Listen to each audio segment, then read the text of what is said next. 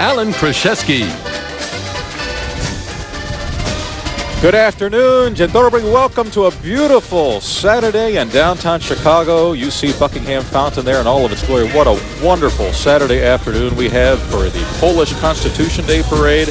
I'm Alan Krzyzewski from ABC7. It's our pleasure to bring this parade to you once again, and I'm joined by my good friend Anna Zakolski-Silber is once again joining us. So she is on the parade committee for the Constitution Day Parade and also the president of the Old Irving Park Association. Anna, it's great to have you here once again. Thank you so much. It's always so much fun doing this with you, Alan. I really enjoy it. We've got a good one. You know that. I mean, we've had years before where it's been cold and rainy, and we've had perhaps not the best week leading up to this, but what a weekend we've got going here for what is going to be a terrific event today. Welcome back. You're watching our coverage here along Columbus Drive with Buckingham Fountain Beyond, right here on ABC7, the Polish Constitution Day Parade.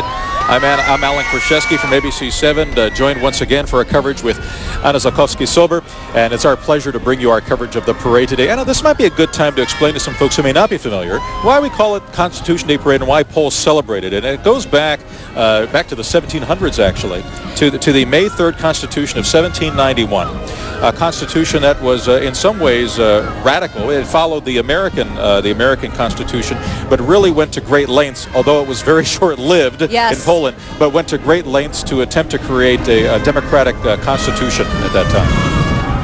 Yes, that was the second democratic constitution in the world, and Poles have a history of democracy since that time, and even through all the partitions, through all the different countries that wiped Poland off the face of the earth, that was just something that Poles always remembered and strived for, is to be able to be free again and to be able to rule themselves democratically. Something they've referred back to again and again, and you and I can both remember the dark years during martial law and under communist rule when this parade had a much more somber tone, obviously, but still Poles here in the United States referred back to the Constitution Day, the celebration of freedom, and the hope at that time that indeed freedom would once again come to their homeland. And you know what? We sit and talk about that today, and what a gift it is. I mean, 20 years have gone by since the fall of communism in Poland.